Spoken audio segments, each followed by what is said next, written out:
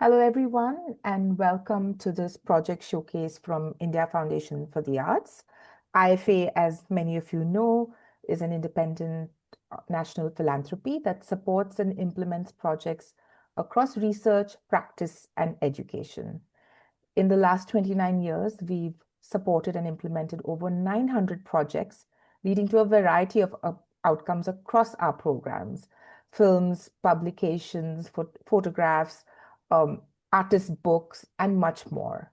And all of these find a home in the IFA archive. From time to time, we organize project showcases to share the journey of our project coordinators who have done fascinating projects across the work that we support. Today, we have a very interesting presentation from our arts practice program. And for those of you interested in language and letterpress, this is going to be a treat. So we're really looking forward to it. I'm going to invite my colleague Mridu Panki to share a little bit more about what we can expect today. But before I do that, a few house rules. Do leave your comments and reflections in the chat box. We will take questions after Poonam's presentation, so do use the Q&A box for that. If you're watching this on Facebook, do leave your questions in the comment section and we'll bring them here to Zoom. It gives me pleasure to invite Mridupanki Rajkumari, Program Officer for Arts Practice, to introduce the project and our speaker for today, Poonam Jain. Over to you, Mridu. Thank you, Menaka. Hello and good evening, everyone. A warm welcome to all of you. Our project showcase today is titled Degrees of Exclusion of Languages. This showcase is part of IFA's Arts Practice program. The program aims to support projects that allow artists to broaden their current practices and explore new directions. The program has several categories. Today's presentation by Poonam Jain is part of the outcome of a project implemented under the productions category.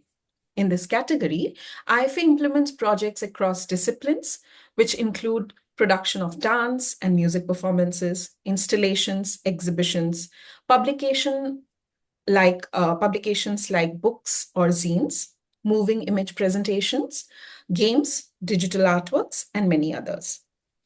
Poonam for the project created 3D printed types in Mori Lipi, Mahajani scripts, and Tamil numerals. She also created letterpress prints on different materials such as tissue and paper, cataloging the sets of 3D printed types.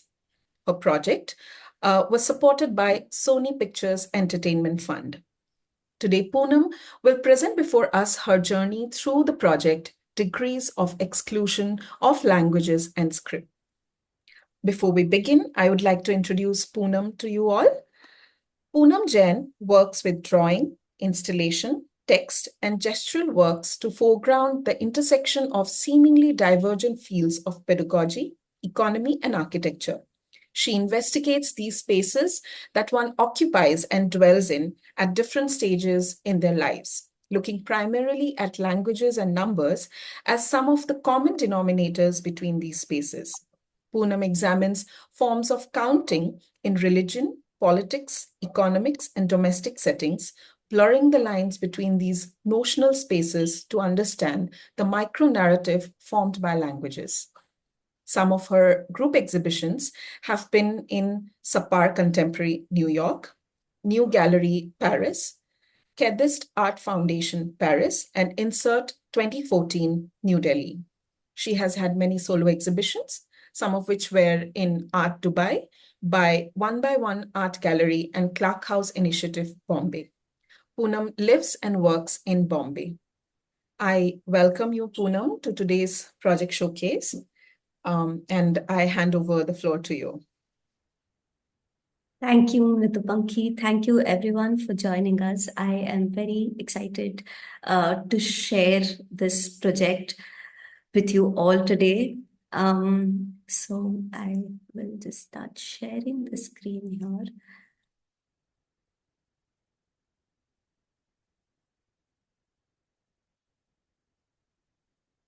To begin with the degrees of exclusion of languages and scripts. I would like to start with this work, which is an ongoing work, something that I started about when I was in college. The title of the work is Infinity or Evidence of Hope, and like the title suggests, I try to reach infinity in this work, knowing very well that I may never reach there. So the work starts with 1, 2, 3, 4, 5, 6, 7, 8, 9, 10, and the number that ends in the book, the next number starts in a different context, in a different work. Now, this is a work within the same series, but one of the numbers in the on the pillars is my bank account number. So the numbers before this and after this, almost as if people standing in queue with me. Or numbers written in words. So numbers written in words is essentially when either we were taught in schools or we use it for check or transactions, right? So all these years I wrote in English, and at this one point I started writing in languages and scripts that I navigate in. And when I started writing in Tamil is when it's sort of the degree of exclusion in a sense came to the foreground, where I Googled the numbers because I don't read and write Tamil. But when I showed it to my friends who could, they said they were not even taught numbers in the school. So this absence of the numerals is where this notion of the something just missing or the forgetfulness sort of came to the foreground. In 2021, I was doing a residency at Atelier Prati, where I was introduced to letterpress type, English wooden type in that sense. This is what a type is. And to me, this notion of a text having a physical form and almost an architectural form was extremely fascinating, because suddenly it's not two-dimensional, it's not just sound, but it's almost finite, and you have to sort of rearrange these cubes of sorts to get a text made in that sense. So that was very fascinating. So the introduction to this tool, to this question of the languages that we navigate in, is where the exclusion and the inclusion of the languages and the scripts really started making sense in a way that the way how we understand what multilinguality is, there's something called diagraphia, where we think today that one language is one script, but there was this time when languages were written in multiple scripts depending on who was writing it. For example, Marathi was written in Modi Lipi, in Devanagari, in English, in Urdu. So, and Modi was a script that was used by Peshwas for transactions, for example. And Modi is also a script that ranges from Tanjavur there is a Kannada version of Modi, there is a Marathi version of Modi within this region, and which becomes Mudia in Rajasthan. So this is the time when I am also this thing sort of comes together, and I'm thinking of types in regional scripts. I'm thinking of types that were printed in. So because what were printed essentially in late 18th century, 19th century eventually became the constitutionally approved languages, and also the sense of the language states that were formed eventually. So since I had worked with English types, I was really curious to see and understand the knowledge systems of at least what were printed. And so that's when a friend of mine helped me make this prototype. Pratik Modi, an artist and a maker based in Bombay, this was the first time we were trying this out. We were all very excited to see what comes out of it and can this be used to print. And so this became my application for IFA. And yeah, and this was the time when I didn't know that because I started asking around if I could find Kannada types, Devanagari types, and most people said that it would almost be impossible to find it. So my initial idea was that I would print all of this and make the files online, so anyone who wants to print it and print with letterpress can eventually do that. So I have applied for IFA, and we all know that when you apply for something, you don't know if you're really gonna get through or not. So meanwhile, I'm going to government presses in Bombay. I'm going to the press localities in the city, and because of the real estate in bigger cities, the older technology sort of goes away sooner. So to find types in Bombay was very difficult. And somebody suggested that probably I should look into smaller towns.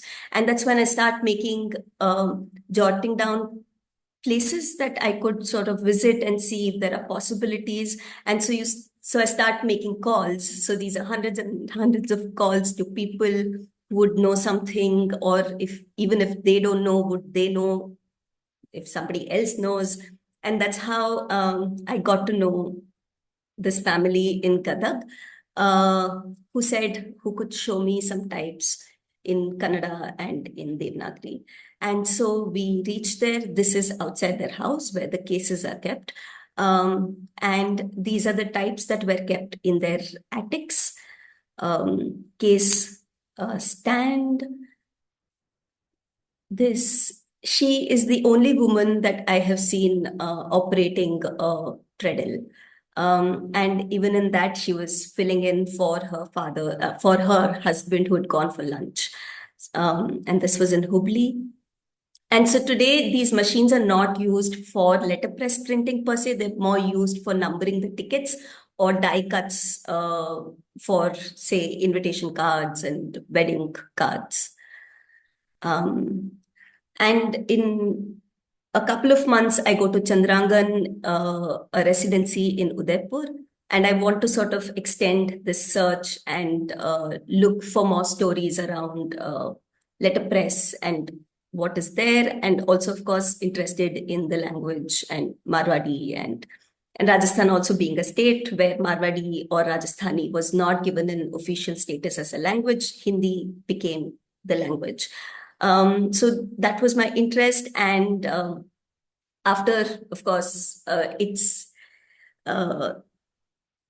every printer that I would go to, they would tell me, "Kash aap 6 महीने पहले आते, काश आप 3 साल पहले आते, काश आप 10 साल पहले आते," because with metal types, they are sort of discarded in metal price, and the wooden types usually are burnt away because there's no resale value to it. But I do find Kedarnath ji in Udaipur, one of the oldest, comes from a family of one of the oldest commercial presses in the city. He's about 75 years old. And like you see, I did find Devanagari types. And so what you see is a composing stick. And I spent 20 days learning how to composing in Devanagari. Like this case that you see, it almost acts like a keyboard. So you need to know where the keys are. And you sort of also see the dust over it, which means that it's not really used anymore. But he retains the shop. It's his place to be. He does get few jobs, but it's mostly numbering work in that sense. So I do get like one set of Devanagari types. 18-point type is what I got. Each set weighs around 17 kg, at least this set, and there are around 4,000 pieces. And this is a press also that he had unused for 3 decades or so. It's called a proofing press. And this is the press that I carry to Bombay. And as I reach Bombay, the parcel from Gadag has arrived in these 3 boras, again unused for 3 or 4 decades. And this is where I start sort of sorting the types, cleaning them. There's a lot of fungus on it, so it's and also segregating them into typesets and whatnot, and the spacers. These are blocks that were used as letterheads. You see 50th anniversary, 50th Independence Day logo, LIC's Kannada types, again, needs to be cleaned. This is what also I found in the boras last when they were printing these were on plastic bags. This is also, I would really like to thank Sukrit Nagraj, a friend of mine who generously supported me by giving 1 room at his place where I could work. And so this is me still sorting the types, some cataloging that was happening at that point. Like my ambition was I'm going to like document each type and whatnot, which at this point seems almost impossible.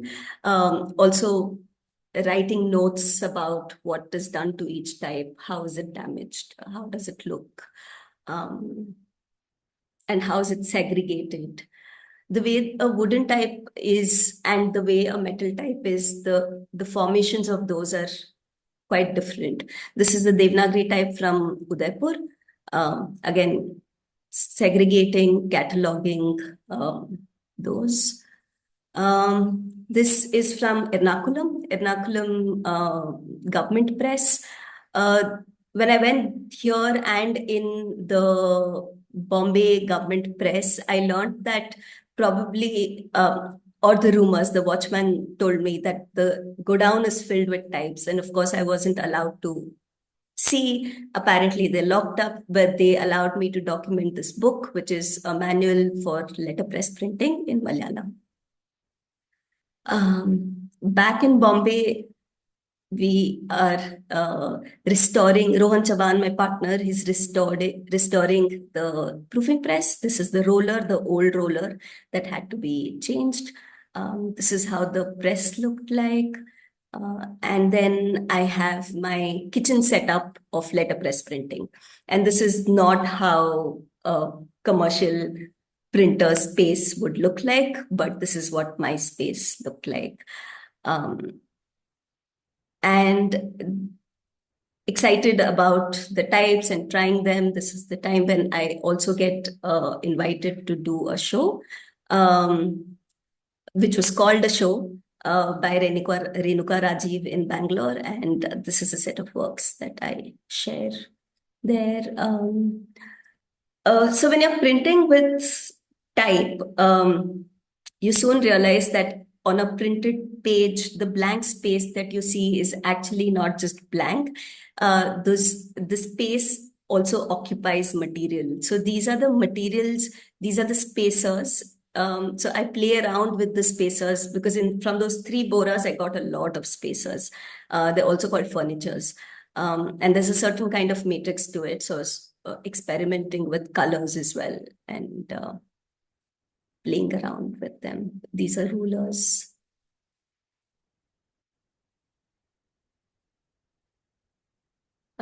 Some compositions of the Devanagari types, process of cataloging them. I was invited for a show at Apre by Lina Vincent, and so these were some works that I created during that time.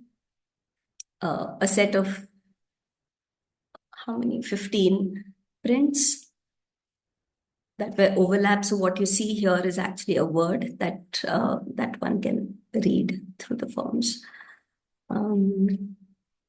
And then this other show that I was part of at Art and Charlie, curated by Zeenat Nagre, because I was speaking to a lot of printers, letterpress printers. I wanted to do something around the contemporary print culture. So the idea was to sort of collect these ticklies, as they call them, from around 800, 900 printers from Bombay. And so it almost became like a network or mapping of the printers in the city.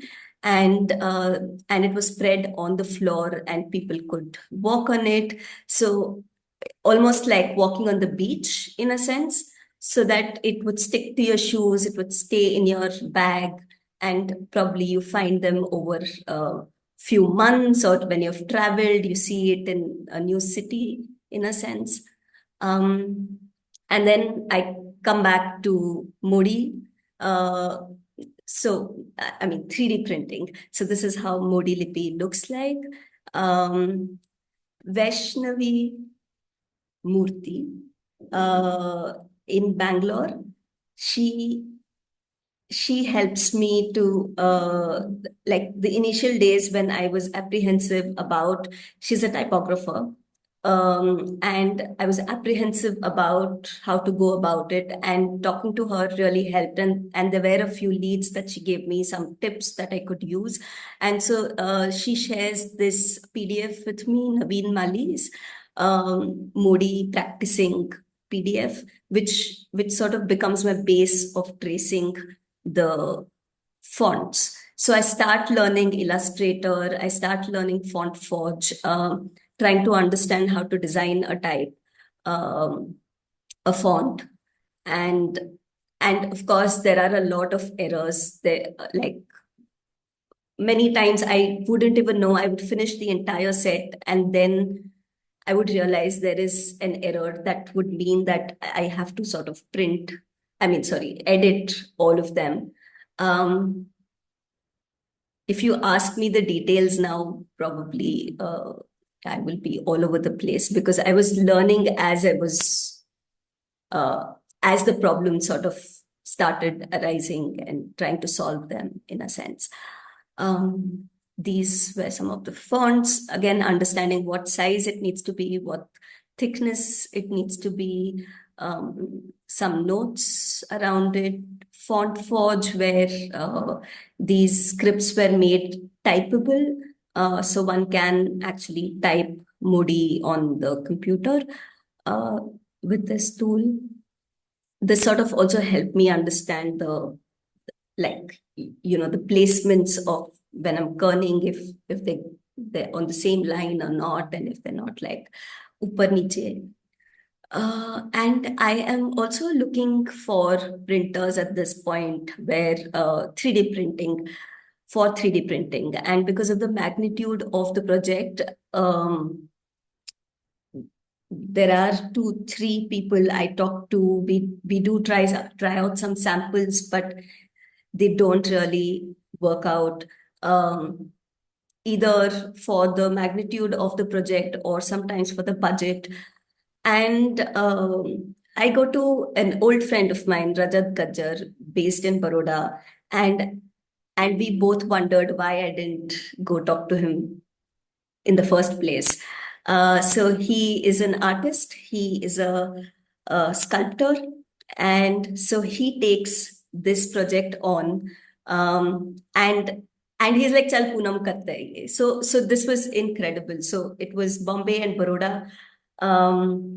This is some of the images and videos from the process of constructing the fonts, the types.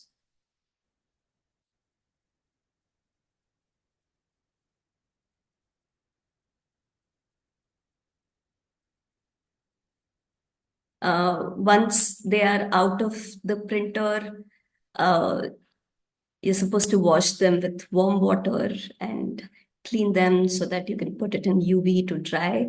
And then there was Arun, who actually helped us with cleaning the types. And he, once they clean, made sure that they're 90 degree, that they stand is when they would be sent to Bombay to me. And this is where I start segregating them. So this is the first set that I receive in Bombay. And I soon realized that this would almost be impossible for me to segregate this way. So the only solution was that I put it in the press and print it, ink it, and that's how I would then understand what is damaged, or if something's working, not working, how fragile or how strong it is. So this was Tamil numerals, some samples of Modi Lipi,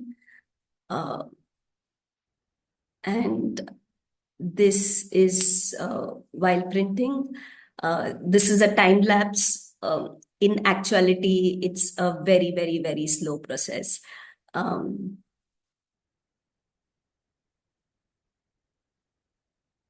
then you, of course, remove them, segregate them, take out all the spacers, and redo it once you want the next composition.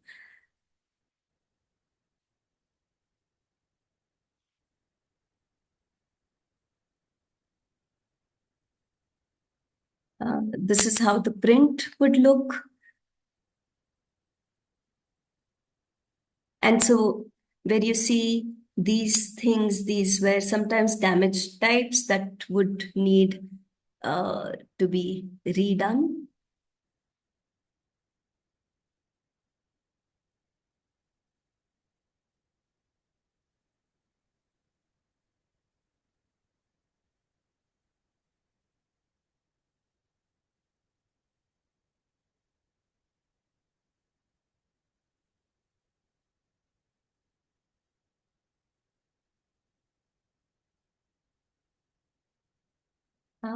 Some prints. This was Mahajani printed on handkerchiefs, Tamil numbers, and the Modi types. This was the final output of it, around 13,300 pieces, along with spacers, because the spacers are very important with the type size that you have. You need to have the right number of spacers and the types of spacers. So those were also 3D printed. And so this is also the time when I'm closing my IFA project, almost 2.5 years of working on this project, and I'm preparing for the next residency where I'm invited to Lahore. And for the longest time, I didn't know if the visa is going to get through, if I'll really be able to. But as I'm closing this project is when I start preparing. I get the call and I start preparing, and in 3 days I have to reach Delhi to get my visa done for Pakistan. So also I go to Delhi, the plan of going to Lahore was through Wagah border. So I reach Amritsar, and Amritsar is the place where I extend my research for Mahajani script. So Mahajani, although it comes from Rajasthan, because of its use within the Banya community and the diaspora, in Punjab, it was really adopted as a local script because people wanted to know what the Munims were writing. So as you see, this is Khazana Munimgiri. It's a primer that I found in one of the old bookshops in Amritsar. Also finding some engravings in Durgyana temple again in Amritsar. They say that the Golden Temple also had some engravings in Mahajani in Urdu, like in Durgyana temple, but when it was renovated is when everything became Gurmukhi text. And this is the Wagah border crossing through. And for my time and my residency in Lahore, I had 2 starting points. Of course, I wanted to explore the the like just the story, like what does it mean with language in Pakistan, because we sort of have an understanding of the state formations, the three language formulas, the way we study languages and whatnot. So I wanted to sort of get a sense of that, but also extend this research on time. Also, so this is a book that I found in Bangalore while I was doing a residency at Atelier Prati, book printed in Lahore.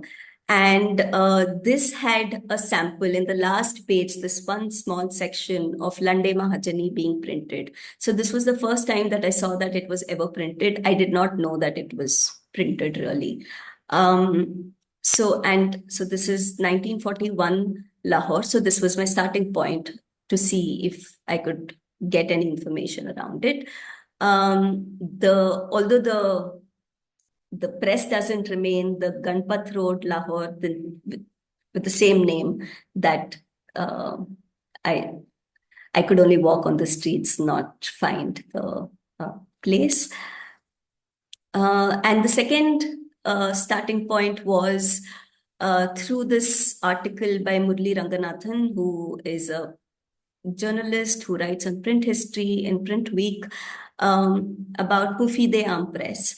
And so this is in Lahore again, started in 1870s. And the image that you see here, this is what it is. So the press still exists. So the front has become the back and the back has become the front. Now it's Printing Corporation of Pakistan Press, Lahore. And this is Imran Saab, who was very generous, especially after knowing that I'm from India, visiting for research. So he takes me through the press. And this is one of the older letter presses that they had.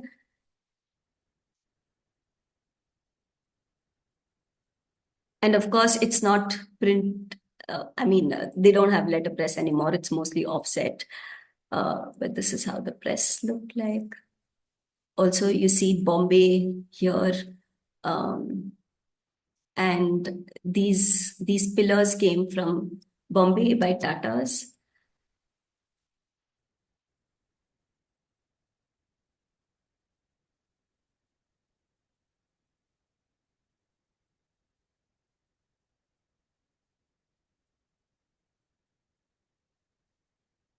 Also, this was a press where Quran would be printed. So the story goes that everyone would be asked to bathe and change clothes before they would enter the press each day.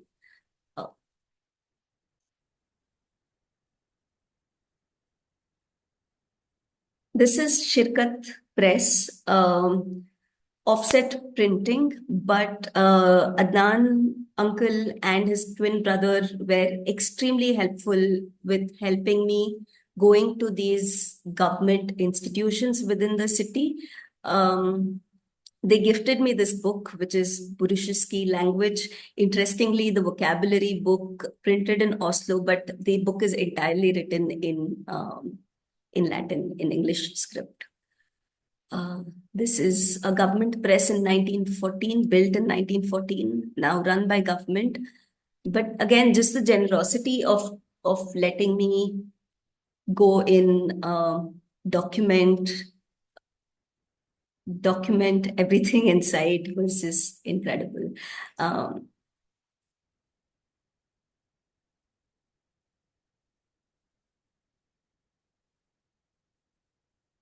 Letterpress types, again, unused in the government press. And then Adnan Saab also takes me to the printing and graphic arts school, where I'm shown into the room where the letterpress is.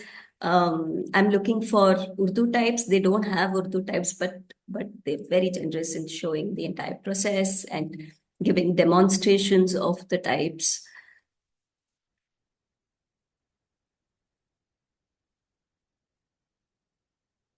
And they asked me to give a presentation of my project, which was also quite fascinating because usually I'm used to giving presentations in art schools, but this was a complete boys' school training in a commercial printing industry. So, which was actually quite interesting. Also, speaking about Indian languages and scripts there. This was a Salman press where, again, no printing done, but these were the only things that remained in their attic. These are used for die cut in the treadle. And then I find Habib type foundry. Who you see here is Tajdeen Saab. And so he says he has a memory of the standard type foundry. So even though I could not find the standard type foundry, he remembers it as a child. So, and this Habib type foundry turned out to be a treasure because this is what they had: 6 walls full of types, matrices that at some point were not owned by anybody. They were rented out because they were extremely expensive. This foundry also has 3 machines where lead types can be made. So yeah, I mean, they don't do sales anymore, but Mahmood uncle who runs the place, he says that he might keep it open for as long as it takes, and probably it's also Tajdeen Saab because of whom this place is still sort of standing. But yeah, tons and tons of types.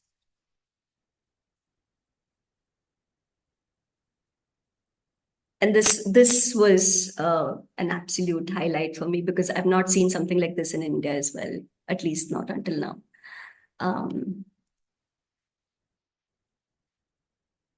And so what they had is Urdu and English types. And this is what the matrix looks like, the mold that is used to make a type.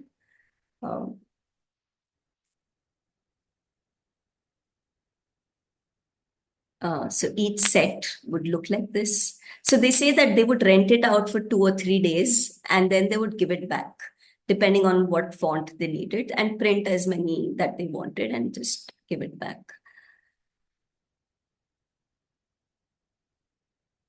And this is the machine where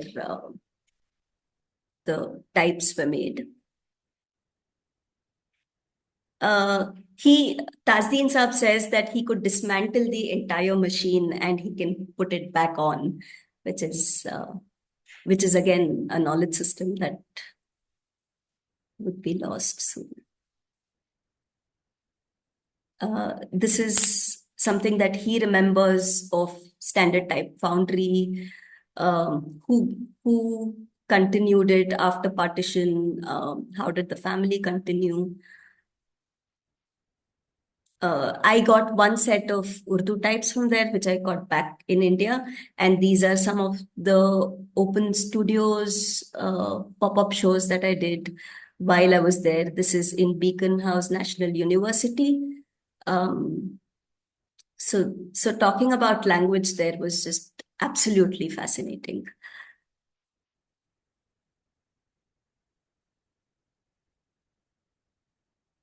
I also got a gift from the Government School of Printing, which is a textbook of letterpress printing, which was interesting.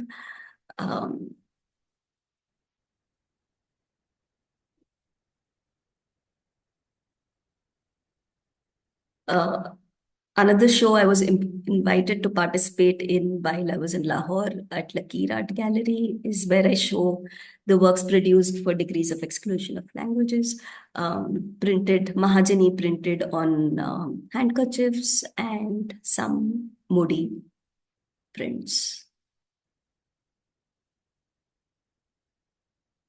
And some pop-ups in National College of Arts, NCA. There's a publication house there called Sange Meal, that are reprinting the archival books. And this is one of the books that I found which has a lot of written material around Mahajani and Lande in the Punjab region. This was the primer that I got from Amritsar.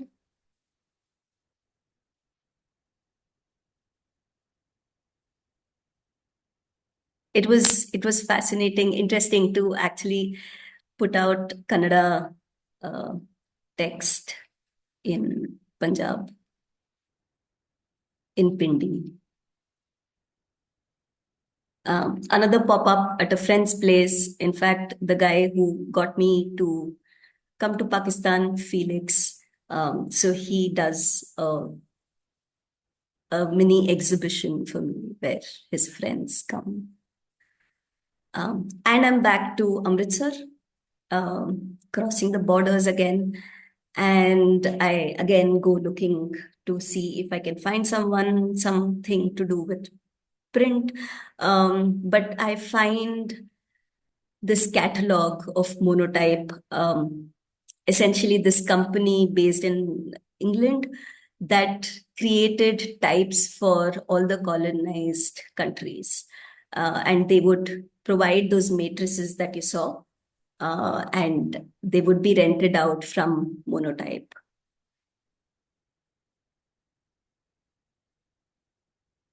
And then I find someone who did have Gurumukhi types, and he was actually a stamp maker. He is actually a stamp maker, doesn't have a treadle printing machine, but did have some types. He didn't have 18 point, which I was looking for, 16 point. This was around 27 kgs of types plus 18 kgs of my Urdu types that I got, which had to be sent via post from Amritsar to Bombay. This is just sorting the types out, cleaning them, in fact, actually. And back in Bombay, cleaning the types, sorting them out. And in last 3-4 months, I have been learning Urdu. And this is a book that I found in an old book market, Sunday market in Lahore. The only book that I could spot that had something in Devanagari written. And coincidentally, this book was printed in Mufid-e-Aam Press, which I learned as I was transliterating it. And somehow I felt the necessity to learn Urdu for it to be very essential for what I'm trying to do, or just the fascination of this language and the script itself. And so, yeah, so this is something that I have been working on last 3-4 months, also transliterating the entire book into English in Latin script with help of a very dear friend from Lahore who's been very patient in answering to my doubts while I'm trying to read the script, in a sense. So, yeah, and thank you everyone for listening to me patiently. And this has been an absolute pleasure. Thank you. Thank you, Poonam. Thank you very, very much. This is incredible.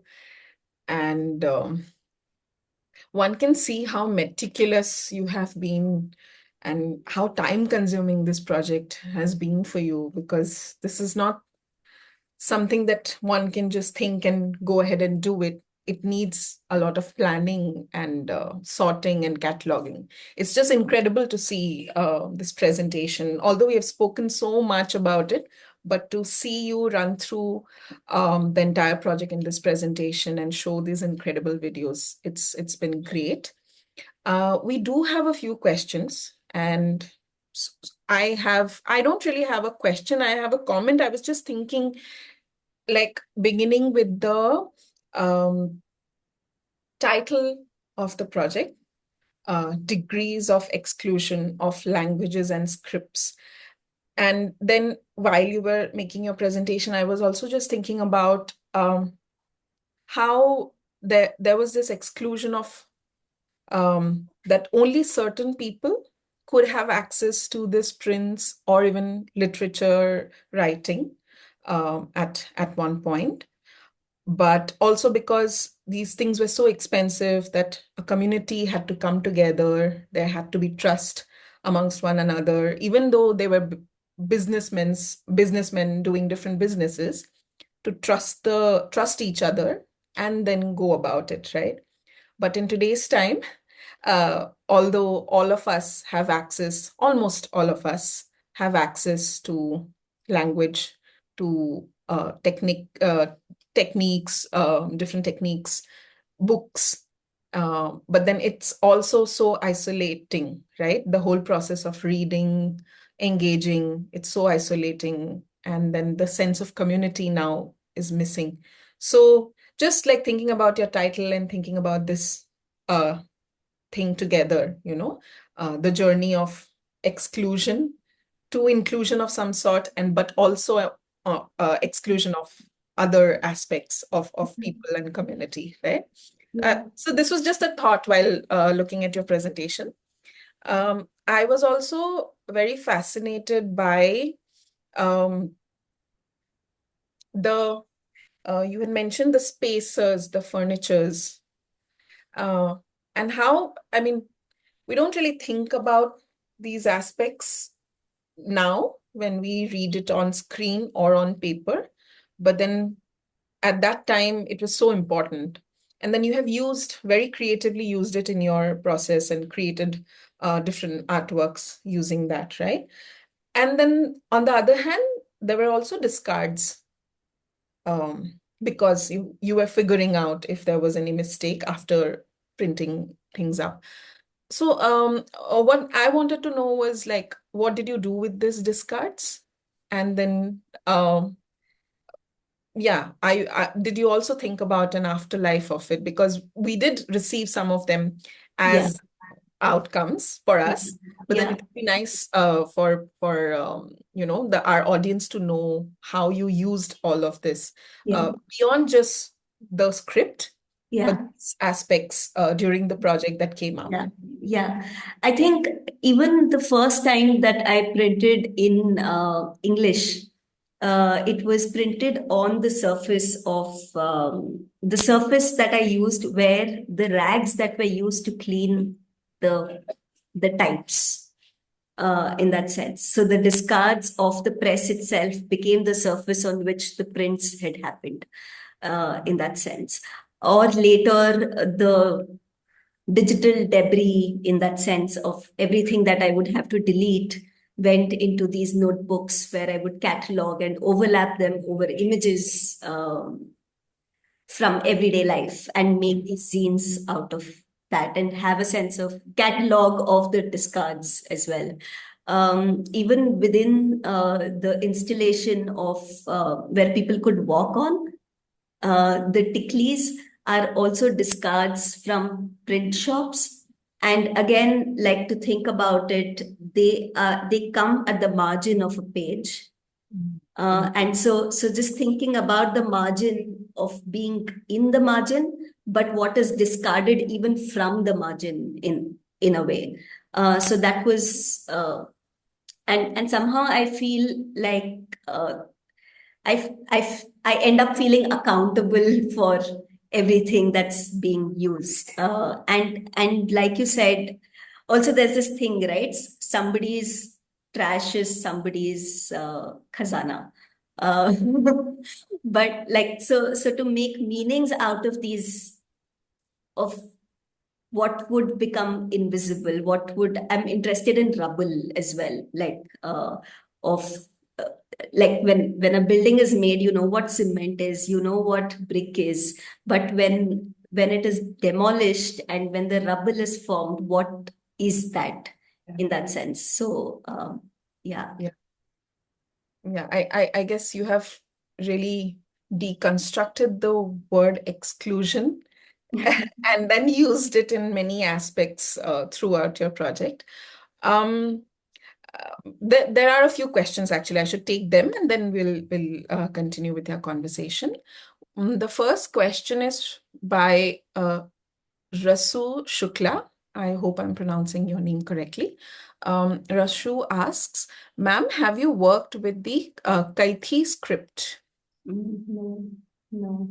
I think I had to limit myself and make my boundary in the languages that I navigate in, because those 6 languages and those 4 to 5 scripts to begin with itself felt um, like enough to start with. And now the way, because I've moved to Urdu, uh, I'm hoping at some point, perhaps, yeah.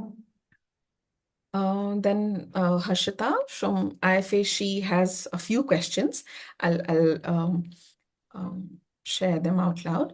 What insights are emerging about why some languages scripts survive while others fade from public memory? This is our first question. If you'd like to take that. Yeah. Shall I read the others as well? I'll just go with one by one. Yeah. So, so that is a very important question, because it was when the print was introduced, and of course, like, each ruler would bring or would want to highlight a certain language, so a certain language dies out and whatnot. And so in the late 18th century, 19th century, it's when the print came into the picture and the standardization started happening through print, where the textbooks were made and assigning this language to this language, is when slowly the ones that were not printed became extinct. So my focus has also been the languages that went extinct in this period, per se. So Modi, for example, was, although it wasn't printed, it was taught in schools until 1950s, because most of your kagzat, your paperworks were done in this script. So they needed people who could read them, but they chose not to print it. And it's when the letterpress, I'm sorry, when the typewriters came in, is when it almost got stopped. And you still see certain people who can read Modi outside high courts in Maharashtra. Yeah. The next question is, are there differences in how each script responds to the processes of letterpress, lithography, and woodcut? So Urdu, for example, they say that lithography was really picked up in India because of Urdu. So the Nastaliq and Nask, these 2 kinds of writings in Urdu, it was easier to sort of write it down. So lithography became the medium for Urdu, really, where the calligraphic forms could come in, versus they're still trying to. So there's a lot of work happening in standardizing, even in the type form, to type it on the computers itself. It's still quite complex.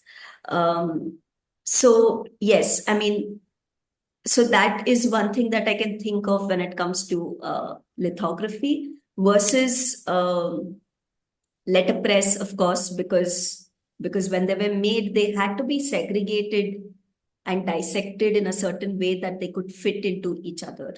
So depending on the language, and I think one of the major decisions of not using Modi Lipi to be printed, although it was printed for a grammar book and for few primers, is because it was like a shorthand script. And that meant that it was way too complex, and probably they did not want to. It was just easier to have Devanagari across languages. So also economic reason wise, it sort of might have had made sense, I guess. The third question from Harshita is, have you encountered any unexpected challenges in translating handwritten scripts into movable types? Frankly, I have not entered that realm. Also because the I had to restrict myself in just recognizing, understanding the forms, and I got help from people to get some material from where I could start, especially for Modi. But also, I'm not a Marathi speaker. So then also the teachers who teach Modi, they are very critical of if you don't read, I mean, speak Marathi. So again, and because this is like old Marathi, it's not an area that I've been able to enter really. Yeah. Just like out of curiosity, related to this, because we know the language situation in Maharashtra right now, we also see instances of those in Karnataka.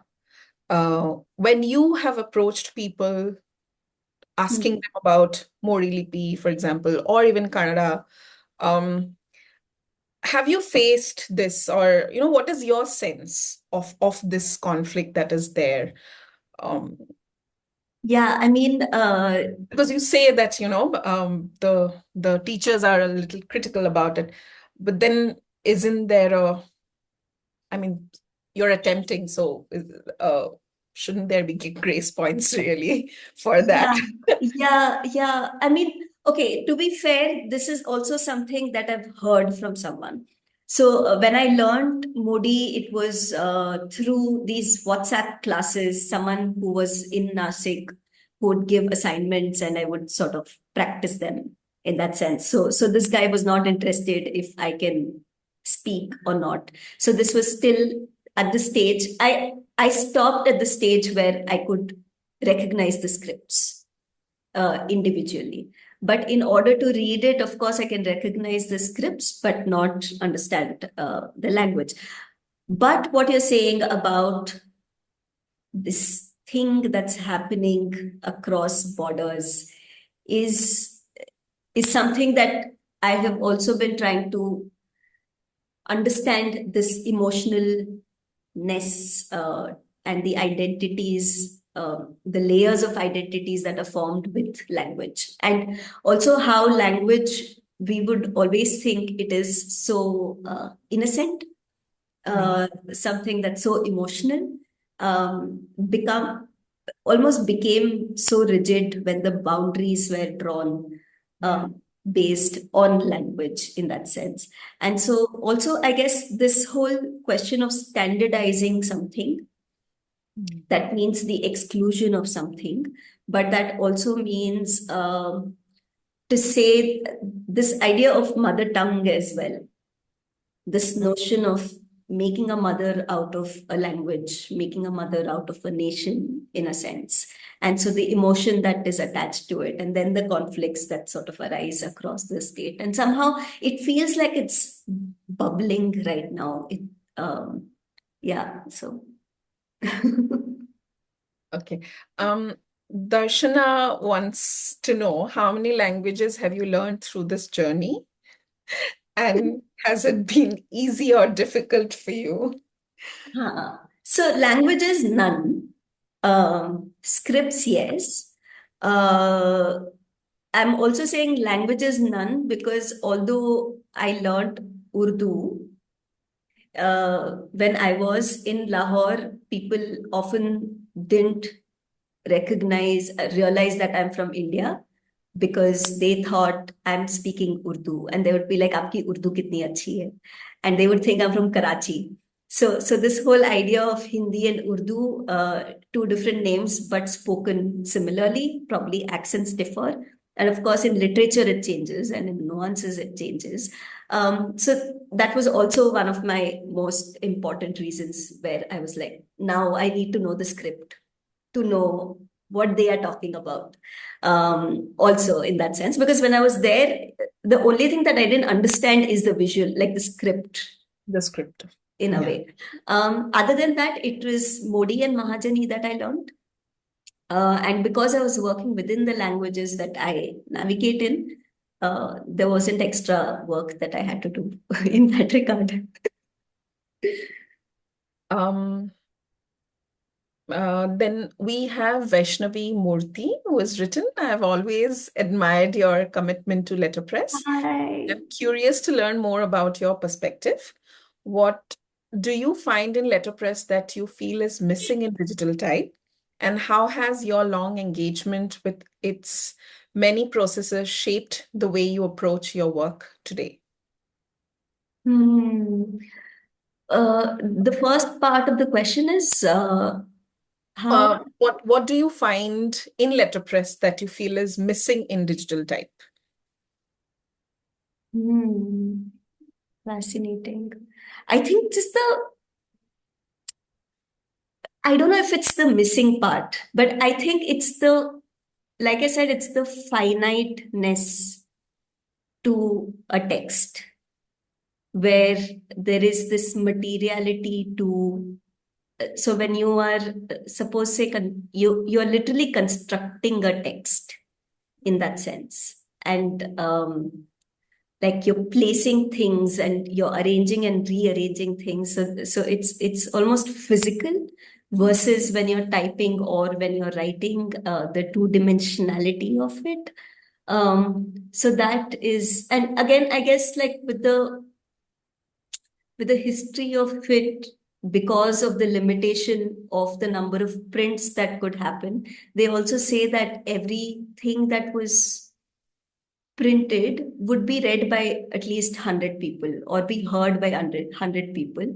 So this idea of orality versus like Mridupankhi, like what you were mentioning, this isolation with the text per se, Yeah. uh, there was always this sense of community with, like we all remember those times where we shared newspapers, like बाजू वाले के घर से newspaper लेके आ गए, or someone who could read would read the text for 20 people with them in that sense.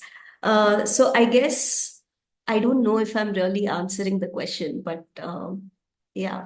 But I think you are in a sense. Yeah. Okay, the second part of her question is, how has your long engagement with its many processes shaped the way you approach your work today? That is something that I'm trying to figure out right now, because because something that happened with this entire process is there was also a lot of discipline, a lot of uh, like rigidity, if I can use that word. It's all 90 degrees. It's all like you just place things the way it can be placed. In So when you look at screen print or etching, for example, or even litho, you draw something, you do something, and so the graphically there's so much that can be done versus a letterpress type, which is hard and which is something, and also very uh, minute and also delicate, Yeah. both at the same time, in a way. So I am trying to figure out. So this is the time when I will be figuring that thing out, and Vaishnavi, you will be the first person to know. Thinking that, I mean, it's the attention that the letterpress deserves. It demands, not even deserves, it demands that kind of attention and meticulousness. Because otherwise, like with our fingers, with our two fingers, even or one finger, we can just type things and then Yeah, yeah, that are and people can access it from anywhere, any place. But then here one has to be present, and it demands that kind of attention and meticulousness, I feel. Yeah, that would change. yeah. Also, the amount of labor, the amount of logistics that is needed. Right, You would need at least 5 people working in a press to print one thing out. Uh, right, right. and it's not just the printing part, but this thing where you would need someone to keep them back again, to clean everything and put it back in the place so that next time when somebody comes to print, a compositor comes, they find it where it is. The damaged pieces need to go in its place. So the logistics of it is I mean, it's totally understandable why the industry doesn't exist anymore. It's not practical anymore to have a press commercially. We have another question by GJR. Uh, wasn't Marathi written in two scripts in 18th, 19th century with Devanagari in the Brahmanical zone, say religious texts, literature, and Modi being the administrative zone? There is a big role of caste in Marathi, Yeah. choosing to operate in Devanagari ultimately as opposed to Modi. Yes, absolutely. Because I mean, so also when the Britishers wanted to say create these textbooks or want to understand the knowledge systems here, who would they go to? They would go to the Brahminical community because they were known to be the learned. And so, for example, the first grammar book that was printed in Marathi was in Devanagari, and they say there was a backlash because it was printed in Marathi in Devanagari, and people could not understand it.